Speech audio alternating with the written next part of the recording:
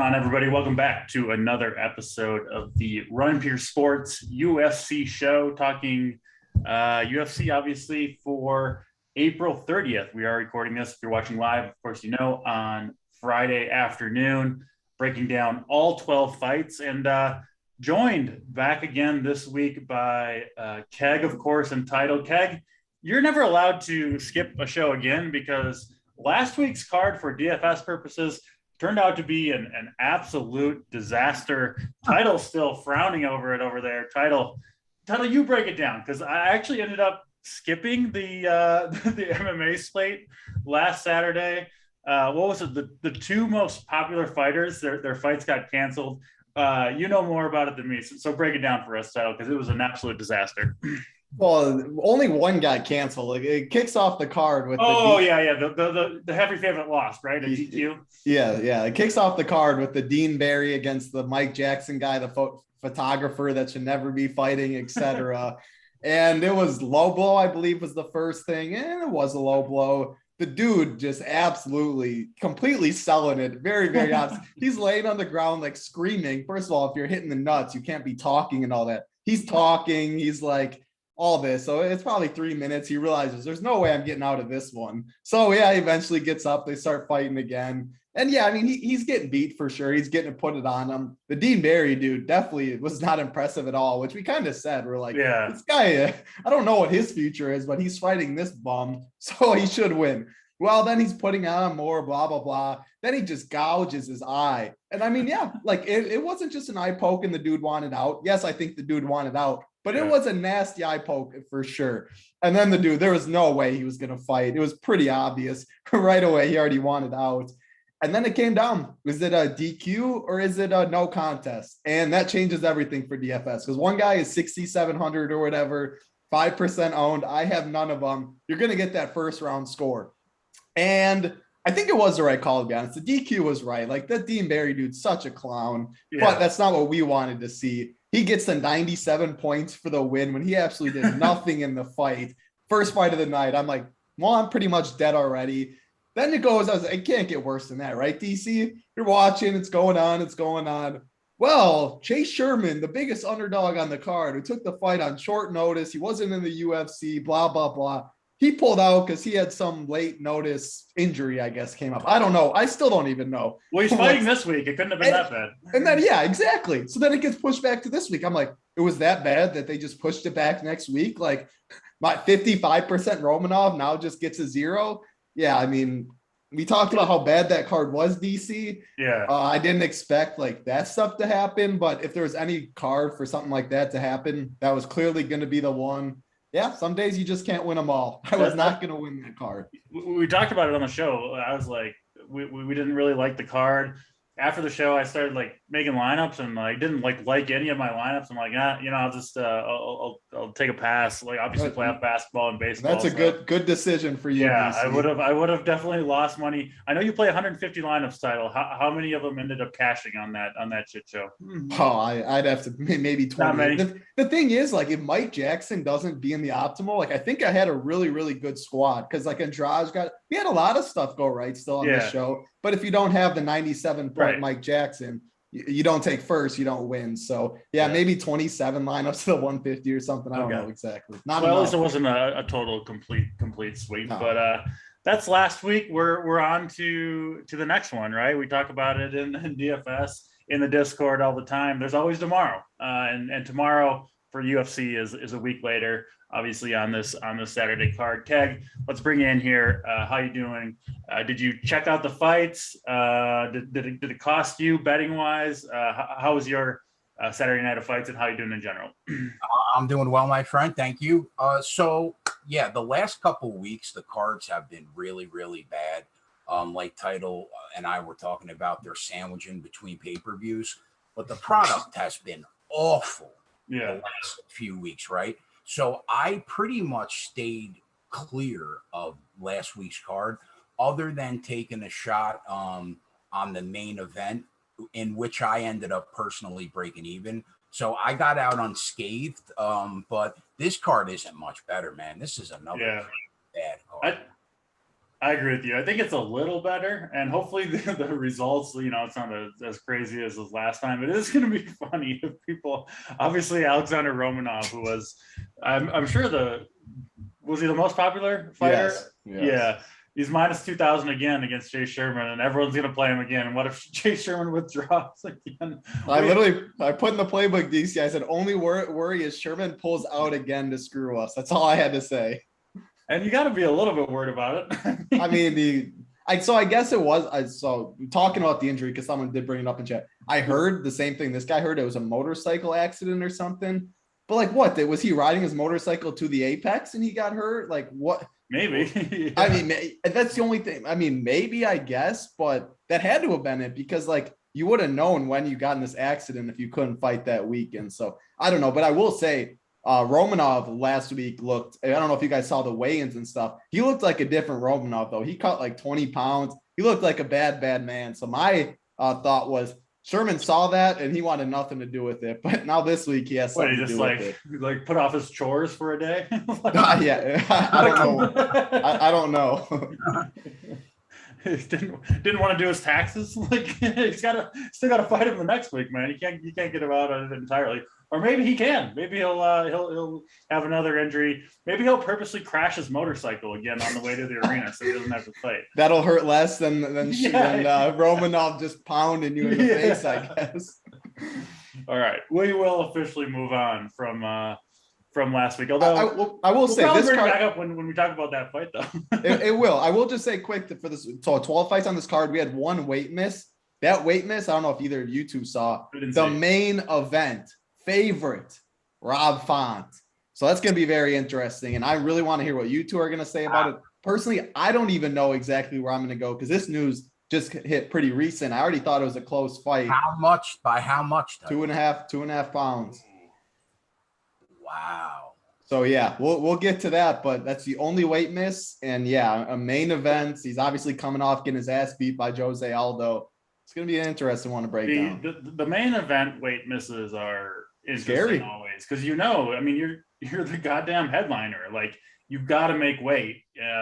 You're trying to fight for a title is the goal. If you're in a main event fight, something obviously went very wrong. It doesn't necessarily mean it's going to have a huge impact on the fight, but yeah, interesting. We'll talk about that when we get to that fight. Obviously, the main event, but we will, as always, start with the first fight on the card. We'll break it down from a betting perspective. Title, that'll be Keg mostly, and then title from a DFS perspective. And we'll hopefully pick some winners. So let's get to it. First fight of the night, Tatsuro Tyra and Carlos Candelario. Tyra coming in minus 240 or so. Let's get right into it, Keg. What do you see between these two guys? Yeah, Tatsuro's been pretty impressive, I think, at such a young age, 22 years old. He's already 10-1. He's got 8 finishes against fighters that I know most people aren't really going to be familiar with, right? Sure. But the promotions that these wins come from, like Vale Tudo Japan, are really legit international promotions. So the kid's a sniper. Of his 8 finishes, only 1 didn't happen in the first round. So his striking is pretty legit. He fights long. He's got good hands. He's dangerous with his leg kicks. And he's got a great right hand. And he's really good in the clinch. Isn't afraid to use body locks to regain control. He has an underrated submission game, and he's got a gas tank for days. So I like what I see from the kid. Candelario makes his UFC debut, although he has fought on the Contender Series a couple times. He's a solid striker. He throws punches and bunches a lot more than Tatsuro does, I would say. Also has really good timing on his level change, and he looks better to me inside the scramble. The line open, Tatsuro minus 260. We haven't seen a ton of movement. Candelario took some money. Now, I lean that Tatsuro wins the fight, and probably by decision. He's looked the best of the two, in my opinion, and his gas tank edge puts it over the top for me.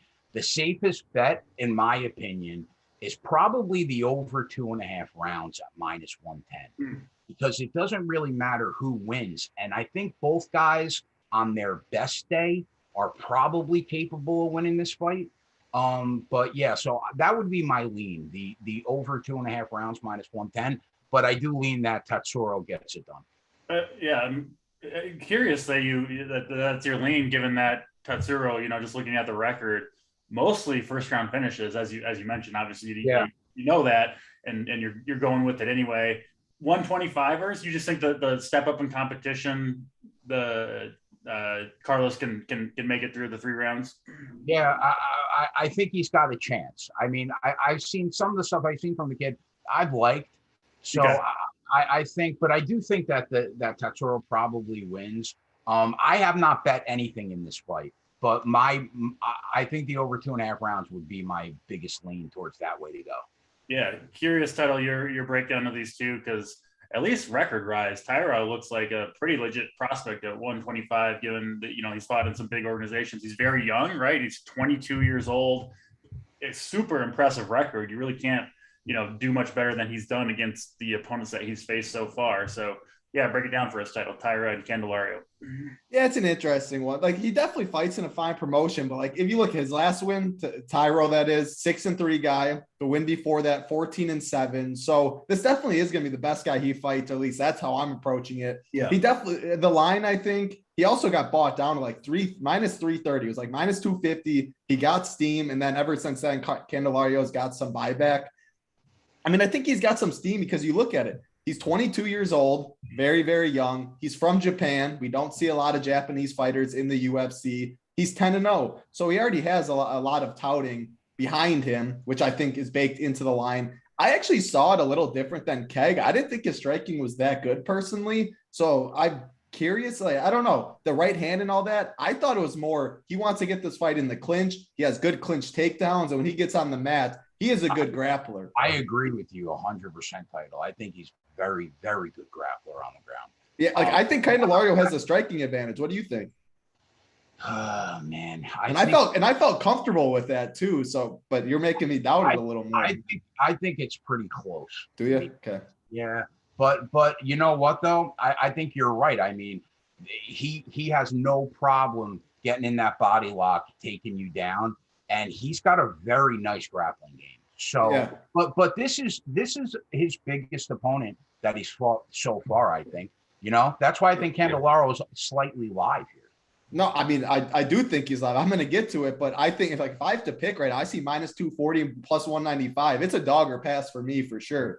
I mean, he's 22 years old. Thing is, that's how I'm approaching a lot of the new guys, very young, kind of highly touted, undefeated. They're coming in, they're taking their biggest step up in competition. Like you just got to go through adversity in the UFC, regardless who you are. You got to go through adversity in fights. I think this is a close fight. I think Candelario, the big thing is, can he keep it on the feet? He has poor takedown defense. Go ahead, Keg. You're trying to say something. Go ahead. I just want to say, if you like Candelario, right, don't you like the over 2.5? I think you're over 2.5 definitely makes very good. Minus 110. I think that makes some sense for sure. In both your opinions, Tatsuro Tyra, despite the unblemished record, despite the young age, despite a Japanese wrestler, like I never even really can't remember someone that you guys don't think this is some potential world beater though. I mean, I don't think this is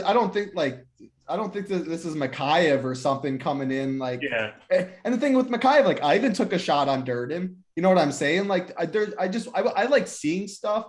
I don't like buying in on a minus 240 against a way level step up in competition. I just think there's a lot of unknowns. It seems like this is the first time fighting in the States. Like there's just so much that goes into this up to fight time that I don't think the line's really accounting for. Yeah. I didn't watch the tape on these guys, so that's why I'm asking the questions. Well, he's a good he looks solid. Like he's fighting 6-3, 14. You guys did watch the tape, and it just seems clear to me that you both kind of came away with a somewhat similar conclusion of this guy is not some unbeatable man, right? Like he's not. Yeah. For me, especially because I think his striking, he's at a striking disadvantage. Yeah. Okay. And he's 22, so I don't think he can like physically just. Yeah. He's 100% going to be able to muscle everything for the takedown. So that's when obviously I'm taking the line and all that in consideration. If it was a minus 110, I'm going to be on Tyro for sure. I just think he needs the fight on the mat. If he does get the takedowns, I think he'll look like a minus 240. His grappling is good. You can tell his body triangles he gets, how he beats his opponent to all the positions on the mat.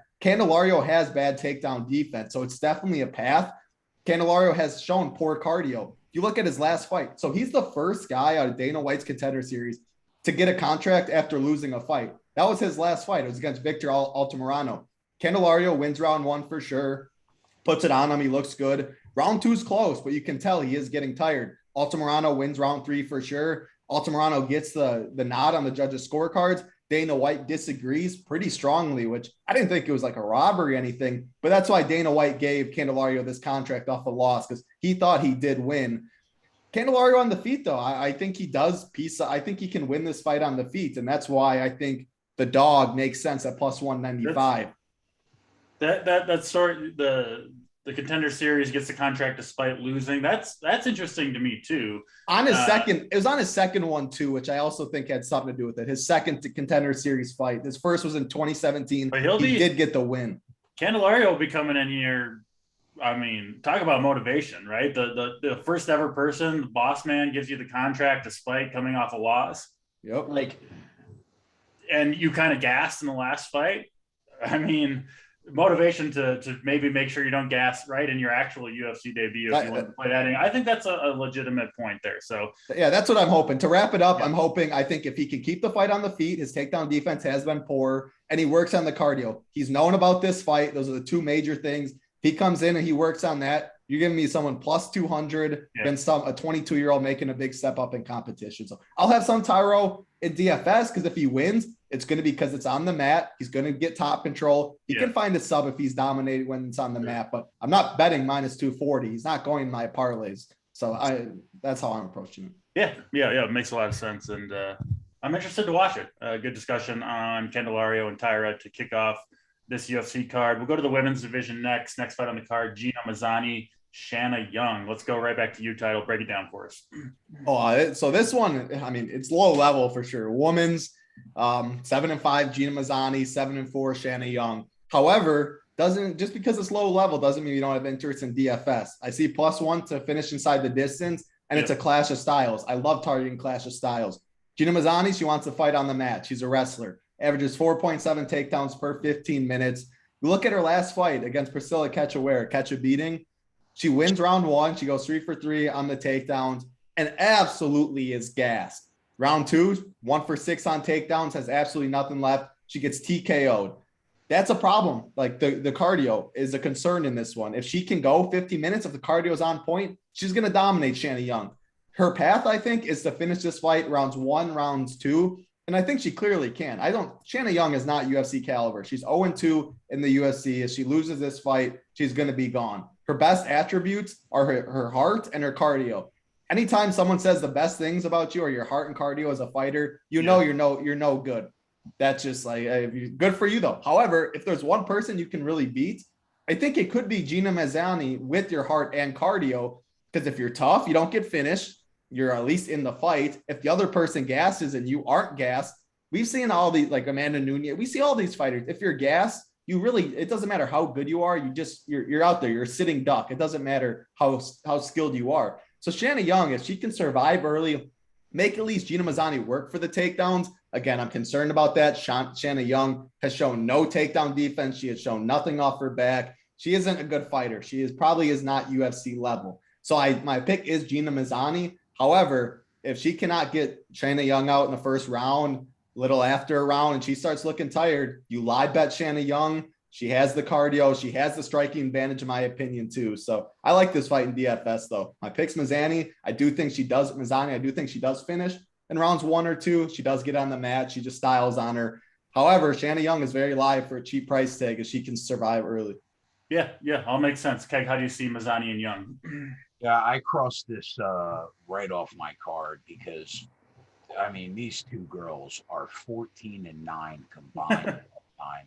I have no idea who's going to win this fight. The two girls in the cage have no idea who's going to win this fight. So I would suggest everybody cross this fight off your card and move on to the next. All right, we'll do just that on this show. We'll go back to the men's division. Mike Breeden is a plus 165-ish underdog to Natan Levy, who is sitting around minus 200. Keg, why don't you start this one? Break down Levy and Breeden for us. Yeah, I think both these guys come in on short notice, right? Now, Breeden got destroyed in his last fight against Alexander Hernandez in like 90 seconds. But to be fair, he did take it on 1 week's notice. But he his one issue is like most of the time he's either dropping somebody cold or he's getting knocked out.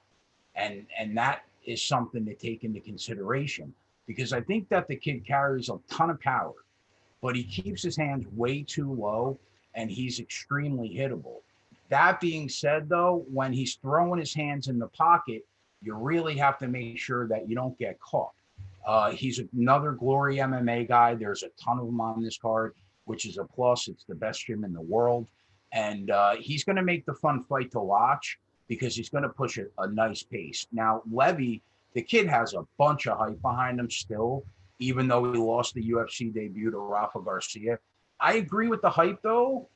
Syndicate's a good gym. The kid looks good in the cage to me most of the time.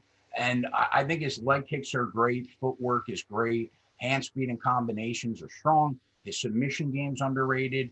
So I think that the kid has an opportunity to bounce back here. Now, is he going to take that opportunity and run with it? I don't know. But I think if he's smart, he probably gets it done. He opened a minus 240 favorite.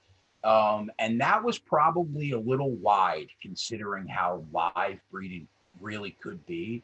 So Breeden took some money. Last I checked, Levy was down to minus 185. I didn't check it this morning. And that seems about right to me. And the decision is probably the easiest path here for Levy. That's the route that I would expect him to take. Be cautious, outpoint Breeden. So I think taking Levy plus 120 by decision, maybe with a small hedge on Breeden KO at 4-1 would be the route that I would say gives you your best chance to probably cash a ticket, because of the 24 wins, 17 of them have been by way of submission. And I don't really see much changing, right? So, yeah, I'm sorry. No, that's wrong. So anyway, I'm going to take Levy by decision at plus 120. And I might sprinkle a tiny bit of money on Breeden knockout at 4-1, just because I think that's his way to win the fight. He's going to knock Levy out, or I think he's going to lose. So little sprinkle on that 4-1. Levy by decision, though, plus 120.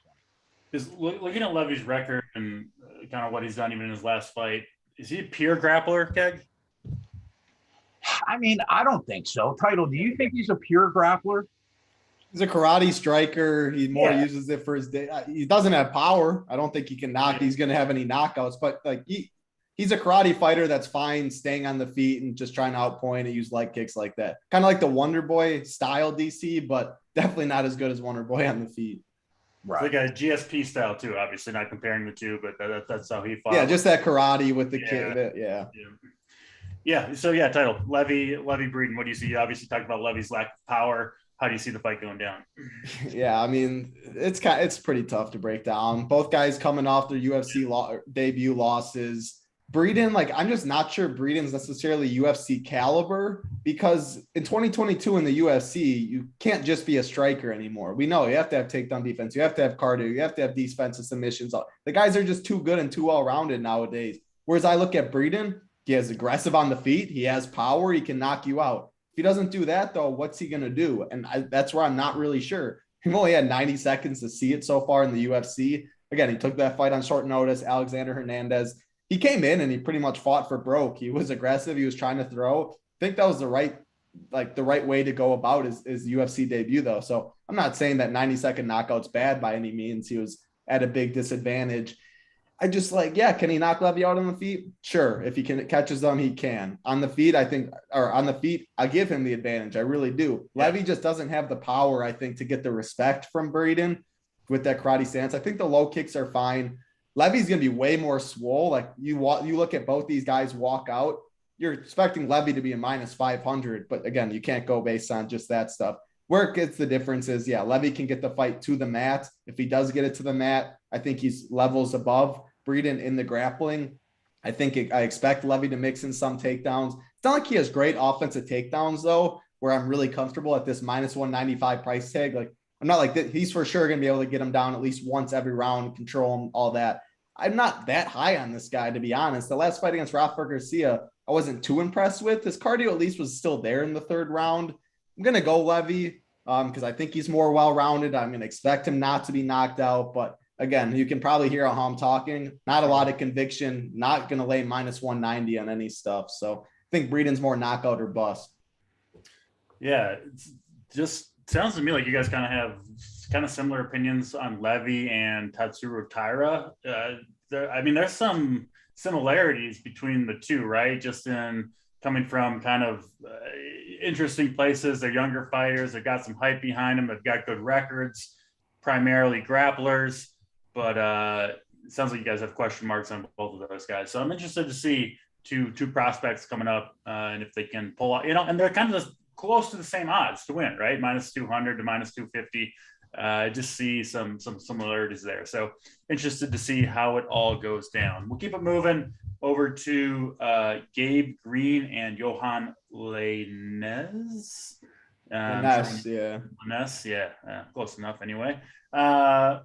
Green, he is a minus 140 favorite. Keg, let's start with you. Green and Lenez. Yeah, I think this should be a fun one. Both pretty good, solid strikers. Now, from a betting perspective, I mean, it's really hard to get on Green if you didn't bet him already. He opened plus 160. You just said he's now minus 140. So I think if you're betting the fight, you're either looking to fade the move or you're going to take a shot on like time props maybe. Now, Gabe Green, I think he's solid. You would think he should win the fight. He had a great last win, his last time out against Phil Rowe, which I didn't really expect, to be honest. But his striking defense leaves a lot to be desired. He throws a ton of volume, but he does get hit a ton. And that makes Johan Lenez slightly more interesting because of how bad Green's striking defense is. But Green's submission game, it's not the first thing you think about when you think of him, but he finds a way to choke people out. He's got 6 rear naked choke wins. So that's something to take into consideration when you're looking for an angle to bet this fight on Green. Lenez, I think he's looked pretty good himself. I think the kid carries a ton of power for the division. He's got really nice double leg takedowns. Offensive wrestling has looked better than his defensive wrestling. But I do question, his gas tank a bit because he's looked like he has slowed down a bit in the second half of fights. I think that there are a couple ways that you can approach the fight. You can chase the steam with a play on Green, like by submission, considering all the rear naked choke wins at 3.5 to 1. Or you could take the chance on Johan's power and take him by KO, maybe plus 200, or more specifically that round 1 KO at like 4 to 1 because he tends to fade. I think it's a tough call, man. I think you could use, the under 2.5 rounds at minus 190 as a parlay piece, But as far as the side, I lean Gabe Green wins the fight, but the value has been zapped out of that number. So you're going to have to get creative if you want to back him. Yeah, you can get Lenez in round 1 to win at plus 430 on FanDuel if you're interested in that. Kind of seems like you maybe expect Green to finish this one by submission late. It seems like Keg maybe a path that you could see for Green, like you said, the 6 rear naked chokes that he's had. But Title, this is another undefeated fighter that's coming into the UFC, and Johan Lenez. What's your opinion on him, on Green, and how do you think this fight's going to go? I think he's solid. He's a huge welterweight. He's going to be the much bigger 3-inch height advantage, 3-inch reach advantage. You're going to be able to tell when they walk into the octagon Saturday that he's much bigger, which I definitely always like the bigger fighter. He has a lot of power. He's not the most technical guy, but he has power. And when he lands, you're going to go to sleep. Gabe Green, his chin is good. I think you look at it. He has 3 losses. 2 of them are by KO. But he's taken a lot of shots. One of those KO losses is to Jalen Turner way back. Was it 2017? The other loss was in 2016 too. So he hasn't been knocked out for a long time. He went to decision with Daniel Rodriguez. So I think the chin is better than what some people are saying it to be. Good chin, but yeah, if you catch it, you catch it. That's why I just think Gabe Green is the right side of this fight, because I look at Lenez, I think it's kind of knockout or bust. I think Gabe Green with the volume, I think he's more well-rounded. I think he's just going to be winning minutes of this fight unless he gets caught, and I just don't see that happening. However, how am I supposed to bet him when he opened at plus 160 or whatever, and now he's sitting at minus 140? So I agree with Keg. I think I missed the boat. I do agree with the line movement though. Plus 160 to minus 140. You do not see line movement like that very often. That's way more significant than moving from minus 300 to minus 500 or something, right? Easily. When you move through because that minus 300 or minus 500, a lot of those are parlay pieces that the books are just like, screw it. I don't want everyone to keep throwing this in the parlays. You're going to overpay for it. When you move across from being a relatively big underdog to a favorite, that tells you something. That means you're getting a lot of money's coming in on that guy. And they had to move it. Yeah, exactly. And I'm seeing that. And if a lot of sharp people out there are seeing that too, sometimes like that, I just trust what I'm seeing in the line movement and my eyes. And Gabe Green seems like the guy there. So yeah, it's minus 250 to end inside the distance. That's the second highest. So I'm a little nervous for this card. I'm expecting a lot of decisions, Vegas's as well, which can be a little scary. This is the fight though, minus 250 to finish. The second highest odds to finish a fight, Romanov obviously is number one. 8,500, 7,700. So this is a good fight to target for sure in DFS. I do think someone goes down. I think Gabe Green is the one doing the finishing. And he has UFC experience, whereas Lenez is making his UFC debut. That is something I also look at as well. Give me Gabe Green. I think he gets it done. Yeah, interesting one there. I do think that Lenez, first round finish makes a lot of sense. I mean, Green has been hit a lot. Keg, you mentioned that the striking defense is not good. Sure shows up in the stats. Absorbing what is the number here? Yeah, 7. It's really bad. It's like 48% take strikes per minute absorbed. And you guys both are recognizing the power that Lenez brings to the table. You add up those two things, and there certainly would seem to me a decent opportunity for a big early knockout. So if you want to take a stab on that, and you play mostly Green and DFS or something like that, you can hedge a little bit in case Lenez does catch him early, because it certainly seems possible to me based on what we know about these two fighters. We'll go to the next fight. Is it? Yeah, it's Romanov. Okay, yeah, we broke this one down last week. Honestly, I don't think we should spend all that much time here. Romanov minus 2,000 against Chase Sherman. Sherman came in on short notice. We talked about it at the top of the show, so we're not going to get too in depth. Came in on short notice last week, withdrew before the fight. I don't think we're sure exactly why, but they are going to fight this week supposedly. Keg, we didn't get your opinion on these two fighters last week because you weren't on the show. So talk to us if you have any unique insight on these guys. Me and Title, expected Romanov to just completely dominate. I'm sure you're thinking the same thing, Title, assuming the fight actually happens this week. So Keg, talk about this fight if you want. No, it's just nothing's changed in a week besides the price. Romanov was minus 1,500 leading up to last week. Now, last I checked, minus 2,200. So if you're going to bet the fight, the book they're making you make a decision. You're either going to take the submission prop at minus 115, or you're going to take the KO prop at plus 130 on Romanov. Because I don't really see how Chase Sherman actually survives 15 minutes. So the book is basically giving you a coin flip. Now, I think that there's a better chance historically, probably, that he's going to get a submission off. And that's why it's minus 115.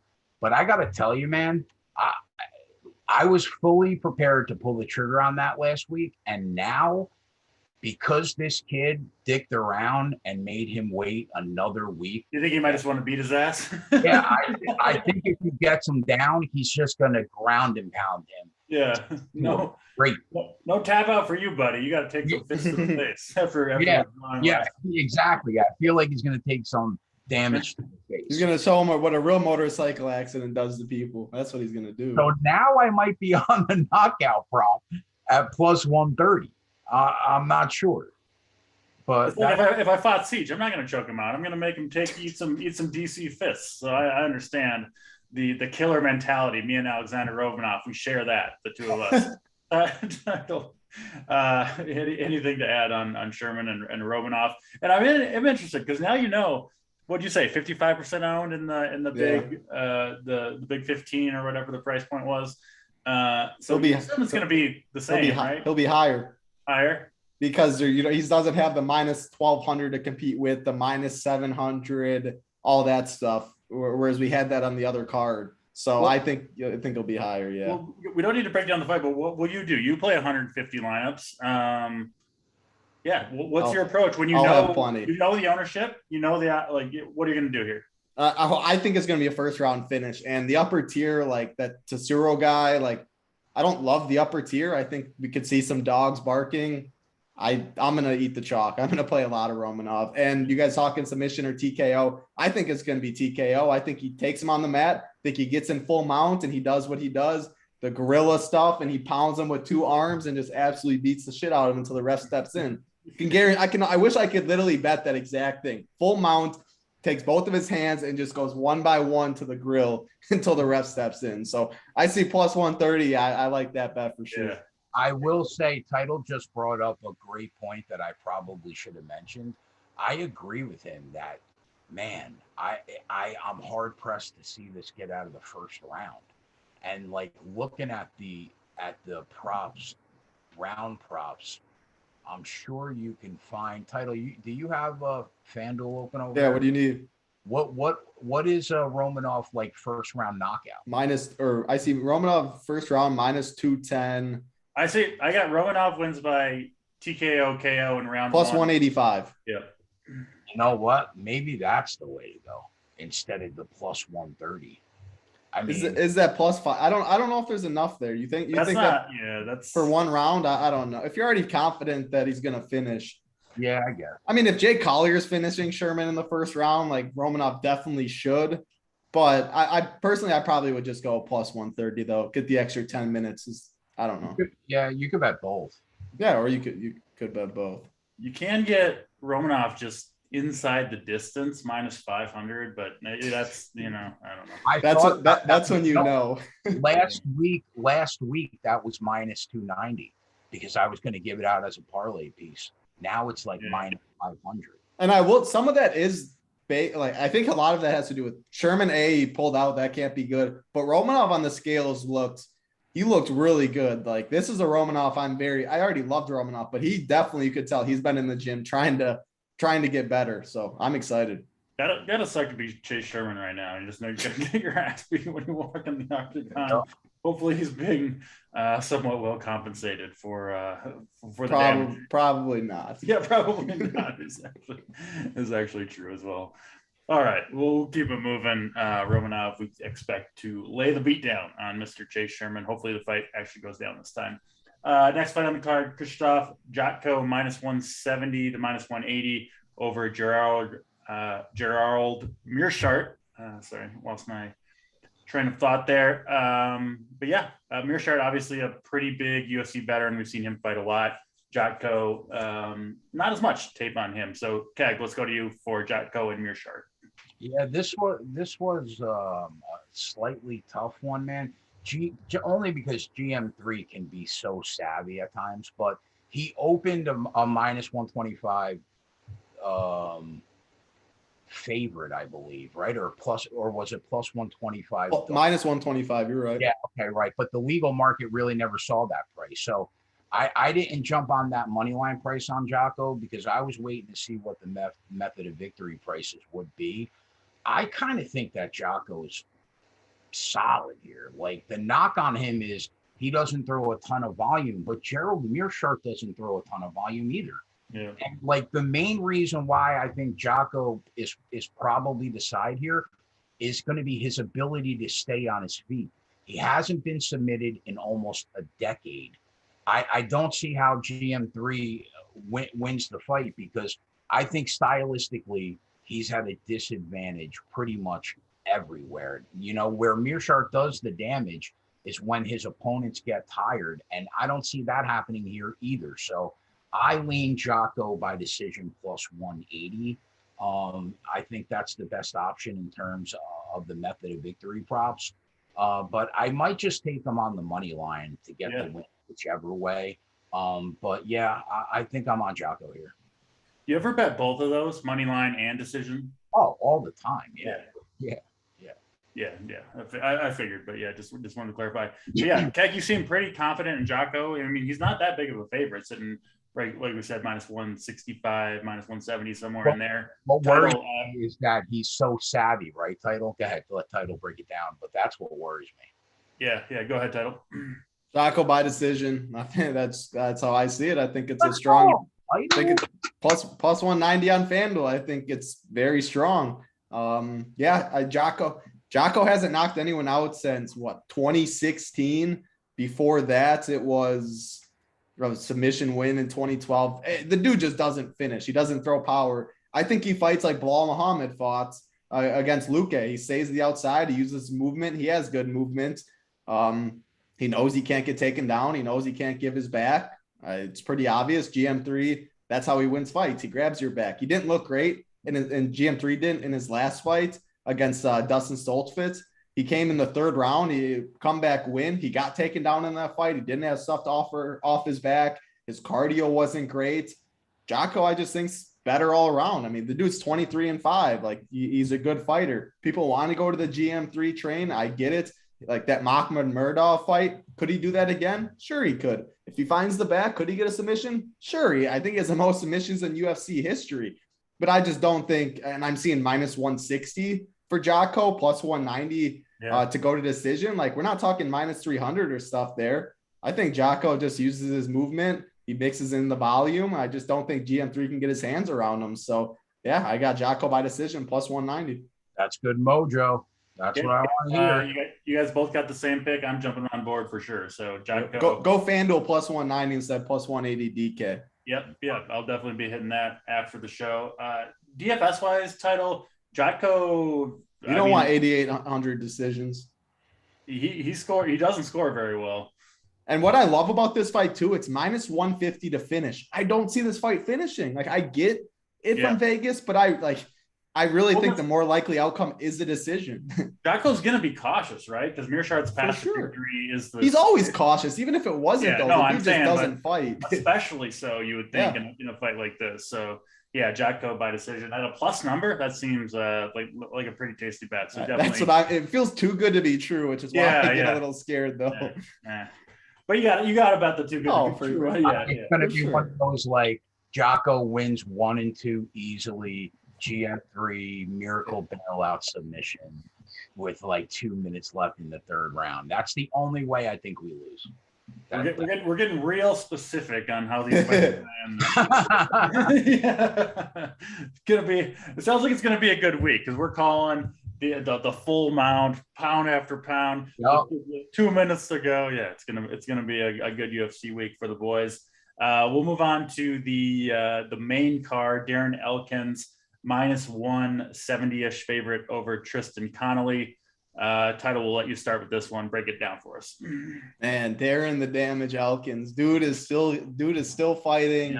Yeah. His time is definitely like, so you look at these two and you look at the age. They're very close in age, but again, for fighting years, sometimes you can both be 33, 34, whatever it is. And in fight years is completely different. That's the case here. Darren Elkins has been in the game for a long, long time. His nickname is The Damage. That's when you know you might have been taking a little too much damage throughout your career. He'll be bleeding probably 2 minutes into this fight, even though Connolly doesn't hit hard.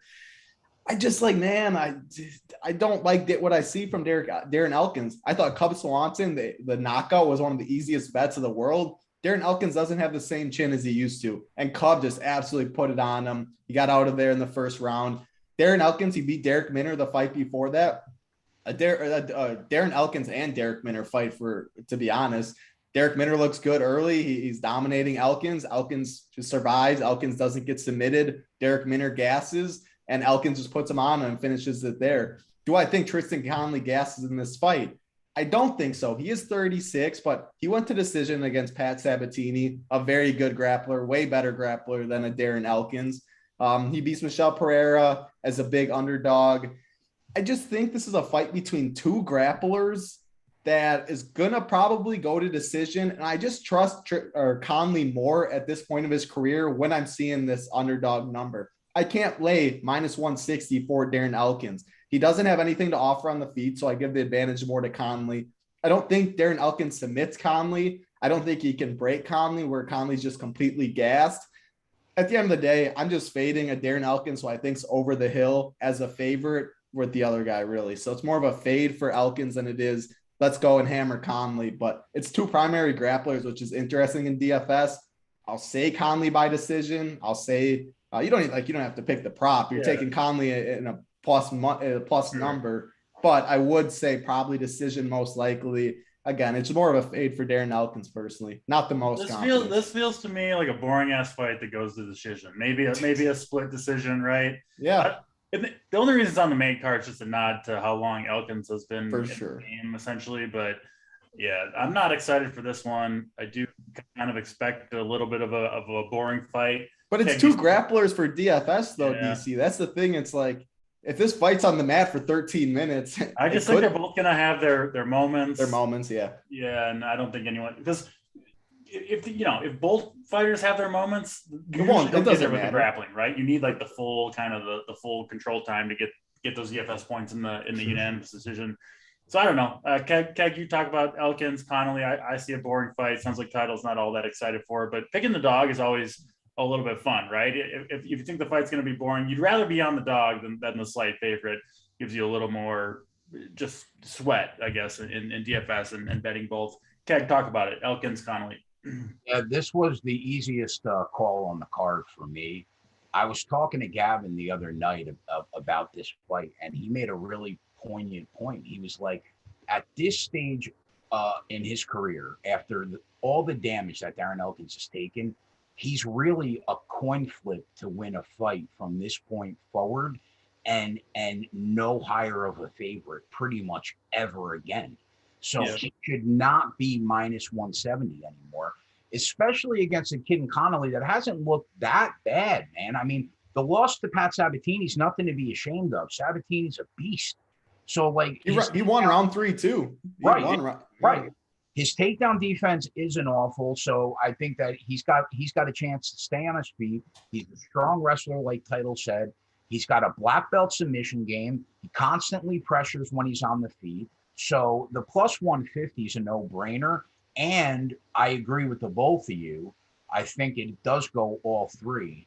So I took the decision prop at like plus 320 also. That sounds really tasty. Connolly decision plus 300 or more. Like, yeah, I'm in on that one too. So 3 for 3 Connolly here, picking the dog, and we think maybe a somewhat boring fight. Connolly by decision. It is interesting, the market.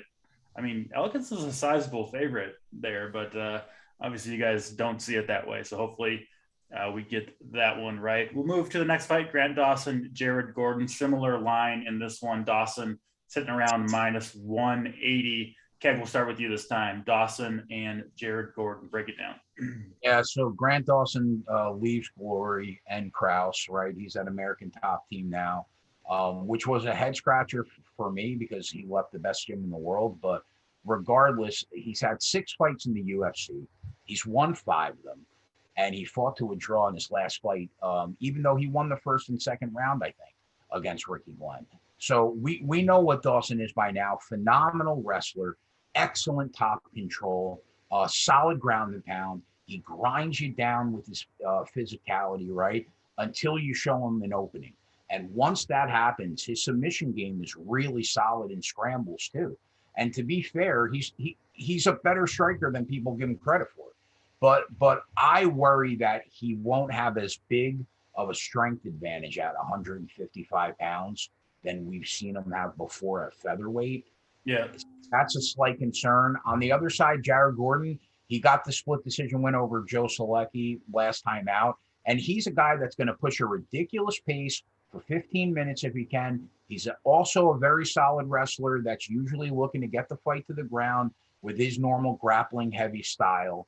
But tomorrow he's going to be fighting a better wrestler than he is. So there's a high probability, in my opinion, that Gordon is going to have to come up with an unusual game plan to secure a win here, because I don't think the norm is going to work. He might be the better striker, and I understand he's got cardio for days, right? And he breaks you down a lot of the time, until he can take over in that third round. That's what Jared Gordon does. And it's worth noting that Dawson was pretty gassed at the end of that Ricky Glenn fight. But regardless, the line opened Dawson minus 190. He's currently, last time I checked, like minus 175, minus 180. And I understand why the line is this wide. I think it's because Gordon is fighting a better wrestler than he is.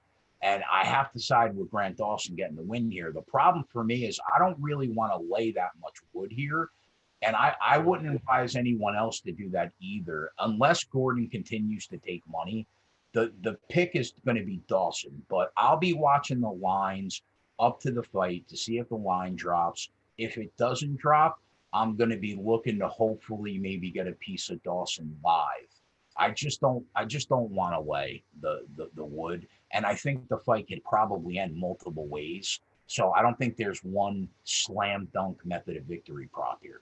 Yeah, the biggest thing I took from that breakdown, like, to me, there's not like a lot of variance in wrestling, right? If one wrestler is the better wrestler, they're going to show that most of the time in the cage. Whereas, like, you know, if you're have a 60-40 striking advantage, the other guy can easily land one. Wrestling, I think, is a little bit different. So if you're right about Dawson being the better wrestler, it would seem that he would have a very good opportunity to win this fight, maybe by decision. But yeah, obviously, we're not 100% sure about that. Title, how do you see Dawson and Gordon going down? Well, he's definitely the better wrestler. He's a stud wrestler. He's a very good wrestler. But I mean, Keg said he was pretty tired after his last fight. He was a lot more than pretty tired. I mean, first of all, he leaves James Krause in glory. James Krause might have saved him because he picks him up after round 2, literally pretty much picks up Grant Dawson. Dawson couldn't get out. He had no cardio whatsoever. Round 3, Ricky Glenn dominated Grant Dawson on the mat with his wrestling, which is why, like, yeah, when they're both fresh, wrestling, I agree with you. It was a 10-8. I mean, it almost got – that's why it was a draw. He easily won the first 2, completely 10-8. Like, he literally had nothing after the second round, completely gassed. He had to get picked up by his corner and just gets absolutely dominated in the third round from the wrestling. But again, when we talk about it, it doesn't matter what skills you have. When your cardio goes, you're gone. So, like, can I confidently back Grant Dawson at minus 180 when I just don't know what cardio is going to have? He's going to have to use his wrestling. He's not going to stay on the feet. He is a wrestler. But you look, he's 17-1-1 DC. Yeah. So the man has the goods on the mat. Like, he was very highly touted. I will say one thing.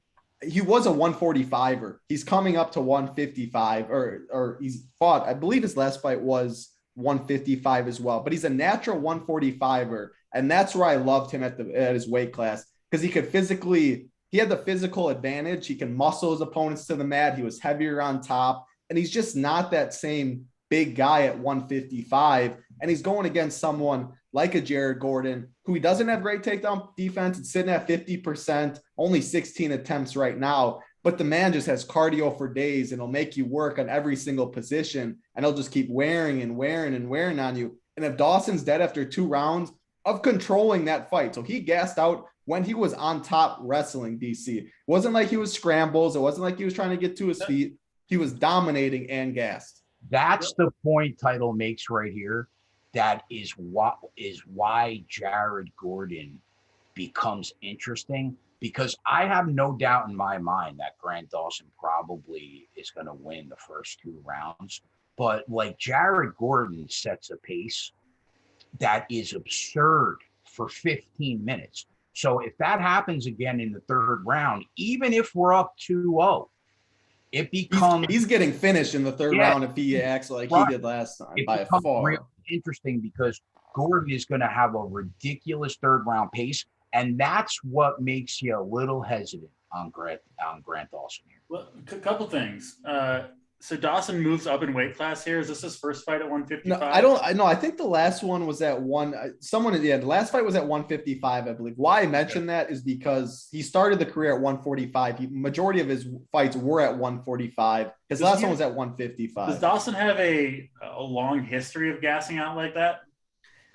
Not from what I've seen. Not like that. Isn't it possible, like, maybe he had an injury during camp, a bad night? But when you're trying to talk yourself into minus 180, you don't want to try and make excuses for the guy. I hear you. It could have been an adrenaline dump, like something weird where he was just. And is that part of maybe switching camps, which is also why, like, you don't leave James Krause. Also so severe that probably something he's going to address before his next fight, right? That's going to be like the number one thing. If you trust he has cardio, I think minus 180 is you will not see minus 180 on. I don't think we've ever seen minus 180 on Grant Dawson. Like, this number, the dude's that good when it's on the mat. So if you think he has the cardio, go for it, DC. His wrestling, his grappling is different. I think that's going to be. I'll tell you what, bro. I think we just talked ourselves into the angle. You take live bet Gordon after he's down 2. Right. You take Grant Dawson pre-flop. And in the third, right before the third round starts, when Jared Gordon's probably down 2-0, he's going to be. And you don't have to take it, right? If Dawson looks incredible. And, yeah, you don't have to. Right. But he'll probably, down 2-0, he'll probably be plus 600-700. Yeah. Plus 800 going into the third round. If there's signs of tiring for Dawson, maybe you jump on the other side. That makes a lot of sense to me. But it sounds like you guys are really impressed with Dawson's skills. And I don't know, one fight where you gassed. Well, the thing is, he didn't just gas DC. Like, that's why we're saying I understand, how it is. but he's also 17-1-1. Like, and he's a wrestler, and that's not normal for wrestlers to gas. So, someone in chat's quick said Dawson. Carmi said Dawson only has 40% takedown defense. Well, I'm not expecting Jared Gordon to take down Grant Dawson and just out wrestle him while he's fresh. Like, if Grant Dawson gets taken down, which sometimes he invites that, not in like pulls guard necessarily, but he just trusts his sweeps and his ability to get on top. Like, if Gordon gets him down in the first round, I think Grant Dawson sweeps that position. He gets on top and does his own stuff. So that takedown defense, you can't look into all that because wrestlers don't mind. Guys that live on the mat don't mind being taken down because they trust themselves to get to an advantageous position. So wanted to talk about that comment. Also, he'll be the one initiating the majority of the wrestling exchange. Yeah, I don't expect Gordon again unless Gordon can start feeling Dawson start breaking and being tired, then he's going to start going for that. But it's more the cardio rather than the takedown defense you're worried about. Right. Yeah, fair. Another interesting fight. I'm interested to see how that goes down. I'll make my official pick Dawson, but I like the Keg angle, maybe taking a shot on Gordon as a big underdog if he loses those first couple rounds. We'll move on to the next fight. Andre Fili, Joe Anderson, Brito. Fili a minus 250-ish. You can get a minus 220, it looks like, a couple of places. But yeah, Fili a sizable favorite here. Keg, let's go right back to you. Andre Fili, Joe Anderson, Brito, what do you see? I've loved this kid for a long time since he entered the UFC. I always thought that his striking and his footwork combination was really an elite skill set. So, this line feels justified to me, especially considering that he's probably never looked better in his career than he did in his last fight against Daniel Pineda. So I think that with nothing to show for it. With nothing to show for it, right. He does everything you want from a fighter on the feet. Crazy footwork. He's solid defensively, sits behind a killer jab, throws volume. He throws nasty combinations. His striking is on a completely different level from Joe Anderson Brito. His pace is ridiculous, and I think he gets it done here. Now, listen, it's worth noting, I do think that Brito, there's a lot of things to like. I don't think he's a bad fighter, but he's really, really green. He throws haymakers. He's strong in the clinch. But we know that he's going to come out like a bull in round 1. That's what he usually does. And after Fili gets through that, I think he cruises with the advantage that he has on the feet and the fact that he's got a 70% takedown defense too. Yeah. So am I laying the minus 260? Probably not. You know me, but the line really hasn't moved at all this week. So the only bet that I feel comfortable with is on DraftKings. Andre Fili and the over 1.5 rounds. Okay. Minus 145. I do think this is probably going to get over 1.5 rounds, and I feel pretty good about Fili. So that number is still there. I mean, I hope it is. I only well, I'm just on best fight, but only over 1.5 I see is on 5 dimes at minus 300 right now. Hold on. It's got to be Feely, right? So Feely. Yeah, it's under the fight parlays. When you go to the Feely fight. Yeah, I'm looking now. It was minus 145 this morning. It's essentially a parlay, right, between Feely and the over on 1.5. So right. I thought you just meant over. Right. No. Over 1.5 and Andre Feely to win minus. Got you. Yeah, that makes sense. I mean, Keg, that's obviously how you think this fight's going to go. It sounds like you got a pretty strong take on that one. Brito comes out hard. Feely weathers the storm and then beats him in the second half of the fight. It makes perfect sense watching these two. Title, your thoughts on this fight? I mean, it's a hell of a fight. Andre Feely is a junkyard dog. He will fight for your money. He's fought Bryce Mitchell, Charles Jourdain, Sadiq Youssef, Yair Rodriguez, Calvin Kattar, Gabriel Benitez, Max Holloway. Like the list just goes on and on. The dude's been in the sport. He's been there, done that, fought the best of the best. He just doesn't have stuff you don't like. Like his striking, love the striking. Volume, sure. Can he get a takedown and use his offensive wrestling? Yes, he can. His defensive wrestling, sure. Like the dude is just a really good all-around fighter who's been in a lot of wars. He has the experience. There's not much not to like about him. Like, yeah, I picked Bryce Mitchell against him because I thought about the takedowns and all that. But can Joe Anderson Brito control Andre Feely like Bryce Mitchell did? Very few can do what Bryce Mitchell did. Why I hate this so much, though, is because I'm high on Joe Anderson Brito, a lot higher than the public is. He loses his UFC debut to Bill Algeo. Algeo is a very good fighter. He has cardio. Not when I say very good, that's definitely a little overreaction. He's not as good as Andre Feely, but he's a good fighter. He has good cardio. He's a tough UFC debut for anyone. So, like, I'm not looking at that loss as bad. He came out really hot. He slowed as the fight goes on a little bit, but that's because, like Keg said, all of his movements when he throws on the feet, haymakers can absolutely put you down. He goes for a lot of takedowns. Everything he does is with a lot of energy. So it makes sense to slow down a little bit. And it's not like he was Grant Dawson, who had to get picked up after the second round, who got 10-8 in the third. He was still a fighter, which you like to see. Brito's ripped. Brito has power. Brito can mix in takedowns. The number, like, I'm not jumping to minus 260 to throw Andre Feely in my parlay. I'm not doing anything regards to that fight. For betting, I'm just not betting it. I would probably take a shot on the dog if I had to, but I just don't think he wins. It's one of those stuff like, is he really going to beat an Andre Feely? I don't know, but minus 260, I think, is too wide. So I think this is a hell of a scrap, one of the best fights to watch. I have interest in DFS. I probably have a little more I don't know. I have interest in both guys. I was going to say probably a little more in Brito because I do think Feely would, like, a third round victory would probably be his best scenario. You know what I mean? I think more of a decision because Brito, it's going to be competitive early. Brito comes out when he's fresh. The man is dangerous. So yeah, I don't know my best betting. Complete pass for the betting thing, but yeah, I have interest in this fight for DFS. I think it's going to be high pace. I think it's going to be a fun one to watch.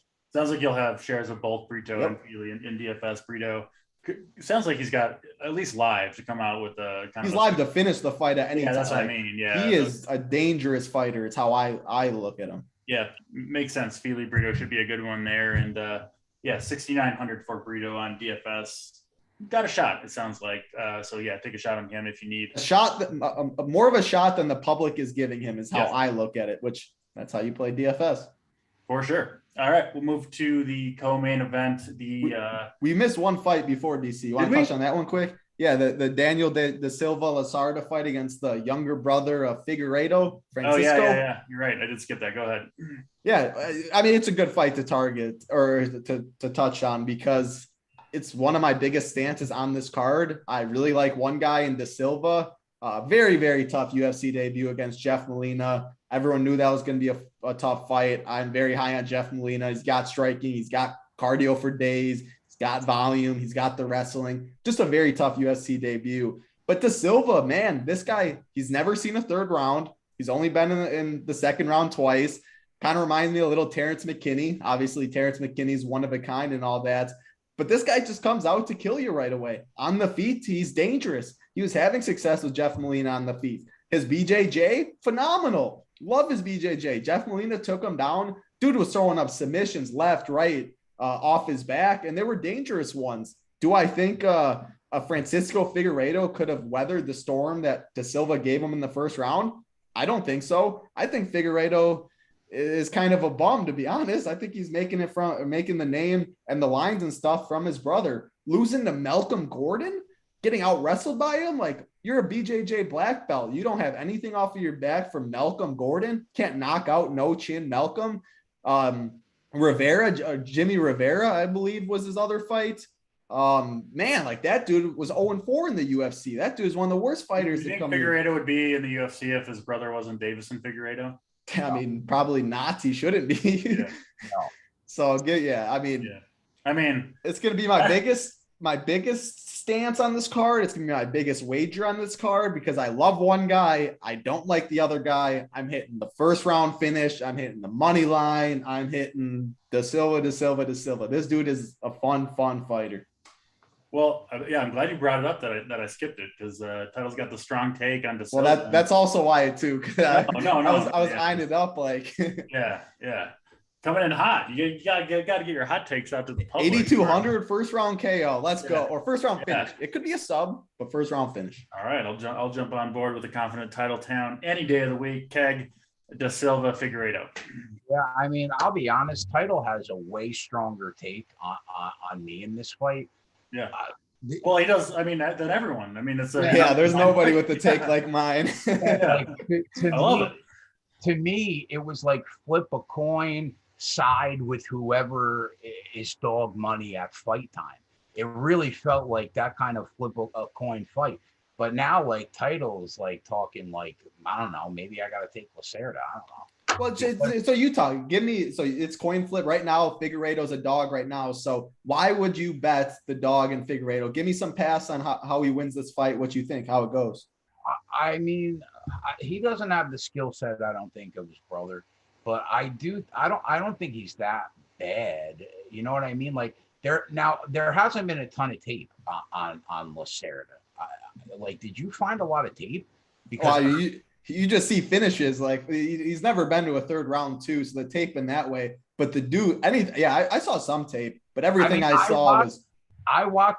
Were you overly impressed in that fight against Molina? And I was too. If Figueredo was on the other side of the octagon, I think it would have been over round one for sure. Because like that arm bar, sometimes it seems like he forces grappling exchanges, which gets him in trouble time after time. You didn't think that? I mean, he is a wild man. Figueredo just doesn't throw volume. I don't think he has the power to finish him, and I don't think he's going to submit or do anything to De Silva that way. So, like, the only thing I see is Figueredo by decision, but I just don't think he weathers the storm. I was on the fence completely because it felt like a coin flip. But I mean, I might just tail a Title. I mean, well, last time I was this confident, I lost Brahimaj against Court McGee, and it was not even close. And I lost a lot of cheese on it. So maybe you don't want to go this side. Actually, maybe it was Aspinall. Aspinall we got right, and it was the McGee fight that I got wrong. So this is the third one. Yeah, I kind of think anybody could win this fight, and I was going to side with the plus money fighter at the time. But now I'm taking Lacerda because Title loves him. So count me in. Yeah, you got to ride with the Title when he's that confident. I was a little distracted there. I saw on Twitter, Trevor Bauer got suspended for 2 years. Wow. What do you do this time? Oh, from the same allegations that were still going on? Wow. Yeah, they haven't been able to it's obviously a very, very sensitive topic, but I was not expecting to see they were just like extending his leave like on a per week basis, and then they dropped the 2 years. So pretty crazy there. We'll stick to the fights for now. We do got a baseball show coming up in an hour and a half, so we can talk I thought you can talk about your Twitter if you want. You were making me laugh a little bit. Yeah. It was the best one, man. I loved how you started talking about those threads because I cannot stand the people that say the same thing in their first tweet in every single other one of those threads part of the tweet. So that one had me dying. And this morning, the Joe Holka one, I was looking at it for like 3 minutes. I was like, what? And then finally, when Empire responded, he said, Mr. Holka. I was like, this can't be real. Got my ass on that one. The sleep one? Yeah. I was like, what? I was like, this can't be real. Like, no, yeah, you got my ass. I mean, They're funny because that's like what he actually tweets. That's what I mean. It's like literally like, yeah, that was good, DC. Yeah, that was good. You impersonating Twitter accounts under the new free speech clause. Which we don't actually know if that's true. I was gonna say he's hoping right now. I got assurance from Hoop that I will continue to be paid even if I lose my Twitter account. So then that was the thumbs up that I needed to go in on Twitter. I took a little break because we got the MMA, we got baseball coming back, but I think I might be back tonight with some more Twitter fun. After last night, there's no way you're hanging it up after that, DC. I know too well for that. Aren't you Booker McFarland too? Yeah, my plan was to do to tweet the NFL live tweet the NFL draft as Booker McFarland, but Joe Hoka got in the way. I was having too much fun with that, so I had to. You can only do so much in one night. Maybe we'll break out Booger tonight for the what is it, the second round or third round? Second, third. We'll see. I will say before we get to the next fight, because it's about fights. Aspinall, or no, not Aspinall. What am I saying? Cyril Gane versus Tuivasa is booked for September, so that's a big time fight. I'm excited for that one. Already know who I'm going to be taking for sure. Already know who I'm locking. Yes, of course. Yeah. But that's a big time fight. That'll be fun. Yeah. Well, speaking of heavyweight fights, we do have one for the co-main event. Andre Arlovski. Same level, too. And Jake Collier. Now, I'm not as an expert as you guys on MMA, but I am pretty good at picking these heavyweight bum fights better than you guys. I'll say that. I get these right all the time. I know who's going to win this fight already, and I'll reveal it after you two guys probably get it wrong again. Keg, we'll start. Arlovski, Collier. Oh no! All right. Hey, just give a one-word answer so I can give a one word. Then we can go to here DC. Yeah, you get the winner. This fight pretty closely lined. Arlovski minus 140 or so. I've gone back and forth on this all week, but I think I'm going to side with Andre Arlovski. Historically, like age means nothing to him, just like Alexei Olenek. He tends to beat this caliber of opponent. Even at 43 or 44 years old. You're getting smarter, Keg. I love to see it. So it's hard for me to pick against them here. Now, I don't think Jake Collier's awful, and he does. The one thing that worries me is he throws a lot of more volume than Andre Arlovski, and I worry maybe he steals a decision that way. But yeah, I haven't pulled the trigger yet on Arlovski yet, but I'm leaning that way. I think I'm going to go with the old timer one more time. I know Title's going to get this fight wrong. Go ahead, Title. Yeah, I mean, I'm definitely going to get this fight wrong if Collier loses. I ain't playing. Yes, I knew it. I knew you. Yeah, I ain't playing no 43-year-old Andre Arlovski. Got it wrong. Arlovski is born to fight. Okay, the thing is for DFS though, like you're never playing Arlovski. You think he wins? Go look at his scores. When's the last time the dude's got a finish? When I was born, like the dude just doesn't finish nobody. Doesn't throw volume. So what? He wins a decision? Maybe. What are you going to get? Take your 55 DK points? I've never said I'm playing him in DFS. I just said Arlovski's going to win the fight. Dog, it's definitely a dog or pass for me because I think it goes. If Arlovski wins, I think it's by decision. I don't see how he can point. There's no way he throws more significant strikes than Collier. That's like his best thing is the significant strikes, and I think the leg kicks also add up on Arlovski. So close fight. Give me the dog, and the guy will throw volume. But I'm wrong. I'm bad at predicting these. DC is good, so I guess go with DC and Keg. Yeah, I'm fading this fight in DFS, but I will be betting on Arlovski to win this fight. You might as well bet Arlovski by decision. What, minus 140? What does it get you down to, DC? Probably plus money, right? Yeah, it's got to be plus. Arlovski by decision, plus 140 on FanDuel, 120 on DK. So yeah, plus 140 on FanDuel is a pretty good price if you want that. That's probably the way to approach it. Yeah. Don't take minus 140. Take the plus 140. Yeah, yes. Easy lunch money. Arlovski to win by decision over Collier. Let's get to the main event. Rob Font, Marlon Vera. We mentioned at the top of the show, if you missed it, Rob Font did miss weight by 2.5 pounds. Significant, we think, especially for a main event fight where your name's at the top of the card. It's your job to make weight. You don't make it. That's gotta raise some concern for a guy like Rob Font, especially coming off a rough fight. Jose Aldo beat him pretty badly over 5 rounds. So a lot going on here. Tag, let's go to you, Marlon Vera, Rob Font. Title put me in a maze with this missing weight thing, and this was already, in my opinion, probably the hardest main event fight to figure out in like 12 weeks. Because like I was on Rob Font and against Aldo. That Aldo fight was really frustrating for me. I thought that he would have won the first and second round if he was capable of staying on his feet, but he was not capable of staying on his feet. So I thought that this fight was going to start to become interesting after the first round, because I feel pretty comfortable saying that Chito Vera loses the first round. He does it in every single fight. So now with the missing weight, I don't know. Maybe it's interesting right off the jump. But yeah, so he loses the first round of every fight he's in. He's a slow start. So I think it takes him a little time to get his timing down before he really starts to let loose.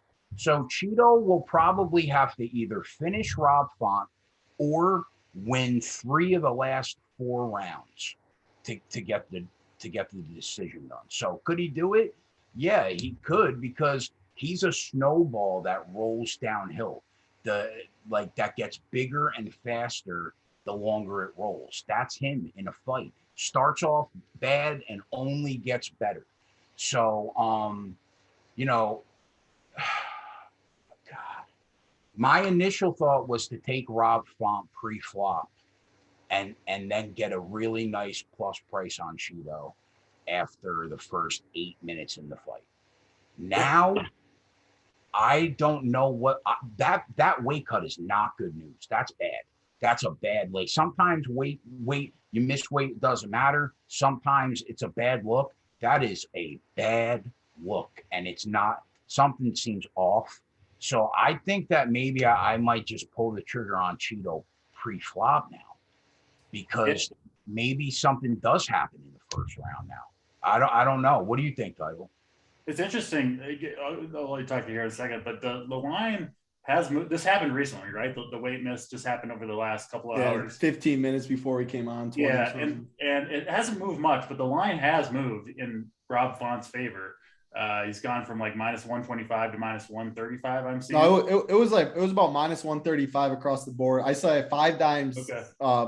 Marlon Vera got a little buy. Now it's minus 125. That's the only book that I've seen move right now. One more thing before Title starts. I just want to say Chito is huge for the division, and he pushes a crazy pace with a ton of in-your-face pressure, right? That's his style. Unfortunately for Rob Font, the last thing that he wants to see is constant pressure. He does not react well to it. So that was my final thought. I'm sorry. Yeah, Vera at a plus number sounds interesting to me. Title, go ahead though. Man, I think Keg, like if you went to me first instead of Keg, I think I would have said literally everything Keg said, because I think it was already initially one of the hardest main events to predict. And then I was leaning Rob Font. I was on Rob Font over Aldo, which I completely got wrong. It needed Font for the shipper that day too, which hurt even worse. The thing is though, like Rob Font, he's going to outvolume everyone. His jab is absolutely nasty. He's a very good striker. He puts on the volume. Like he outstruck Aldo really bad. However, the big moments in the fight were easily to Aldo. The chin of Rob Font got dropped multiple times. I will say I've never been more impressed with someone losing a 50-45 than Rob Font, because he not once did he want out of that fight. Not once did he give up, and he's going against Jose Aldo, and he's taken absolutely. He landed 149 significant strikes, so he was fighting back too, obviously. Exactly, and he won round 1 until the end when he got hit, and then he didn't win it. But he's pretty much, he lost that fight after when he took that first shot by Aldo in round 1. That was at the end, because Aldo realized he can't take my power. Font knew he couldn't take the power. Then the whole game plan changed after that. But then I'm looking in this fight and I'm like, he takes on Chito Vera. I would take Aldo over Chito Vera for sure. I would take the Rob Font before that last fight against Chito Vera. I would take this Rob Font against Chito Vera. So my lean was Rob Font's going to win. Why? Chito Vera never has won round 1 in his life. Obviously that's false, but he just doesn't win round 1s. He comes out so slow. He's never fought in a 5-round main event, which you can take both ways. Obviously 5 rounds is completely different, but I'm so excited for this fight because Cheeto Vera always drops round 1. We only have 2 rounds left where he can win. Now he's got those extra 4 rounds, which makes it really fun. Rob Font doesn't gas, though. But now what? You don't miss weight by 2.5 pounds as the favorite, the headliner. They made this card because of you, Rob Font. How do you miss this weight by 2.5 pounds? Something has to be going on. That is not normal at all. So now I'm like, man, Rob Font's not finishing Cheeto Vera. Cheeto Vera has never been finished in his life. So he has to win or never been finished as a pro, maybe amateur, maybe doubt it. Anyway, he's never been finished. So now Rob Font has to win a decision. Can he win 25 minutes? He'll win round 1, I'll say. Can he win 2 more rounds when Cheeto gets better every round, when the power starts adding up? I don't know. I think it really all depends on Rob Font's chin, and that weight cut is just making me more and more concerned. So I was on Font. You're going to have to know for sure my stance from the playbook, and I'll explain all that. That'll be out today. I think I'm leaning Cheeto Vera now, though, at that dog price. And what I'll say, one thing is, how many times in a Cheeto Vera fight at the end of the 3rd round have we all said, bro, if this was a 5-round fight, Cheeto Vera would fuck this guy up, right? Now most of them aren't Rob Font. Level of Rob Font. And but yes. I agree. Everything you said is right, man. I was going to bet Rob Font pre-flop, but this weight cut is not, something's off. And Cheeto is good enough to take advantage of something being wrong. I mean, Cheeto was live without a weight miss, which is why it's now like. What about Cheeto to win in round 4? You get it at plus 2,000. Bear in round 5 plus 3,000. And he could win by sub or KO, which is why you can't hit that prop. But yes, I think that 4, round 5. I mean, it could be round 3. It could be round 2. To win in round 5. I mean, that happens, right? And if that's, especially with the style of these 2 fighters. So sometimes I like taking those just huge numbers. I think that would probably be my favorite, DC, is take that 4 and 5, throw a little sprinkle there, quarter unit, whatever. And I mean, it doesn't even have to be $10 on any of those, whatever. Right. Round 4, round 5. I think that's my favorite approach. Yeah, DraftKings, you can get Vera in round 4 plus 2,000, round 5 plus 2,800, which, why not take a stab on that? It's kind of how we expect the fight to go down. Obviously, by no means likely to happen, but probably more likely than 28-1, right? I think if these guys fight 28 times, Vera's getting a round 5 finish in one of those. So good stuff there. Fun talking fights with you guys, as always. If you enjoyed the show, please hit that like, hit the subscribe. You won't miss any of the free content that we have, and allows us to bring you these free shows each and every week. We appreciate you all watching. We'll be back, I believe, next week for another UFC card. Next Saturday, pay-per-view next Saturday. That'll be awesome. So yeah, this show will be Saturday at do we do it at 11 Eastern time, I believe, on Saturday? So bright and early Saturday morning, we'll break down next week's pay-per-view. But hopefully this card goes well. I think we have a lot of in agreement on a lot of these fights. So hopefully it ends up being a profitable one, and we don't get a crazy card like eye pokes, no withdrawals. No eye pokes, no eye pokes and withdrawals. That's what we're hoping for on this UFC card. Thanks for watching, as always. For Title, for Keg, I'm DC, and we'll check you next time. Good luck, everybody. Later.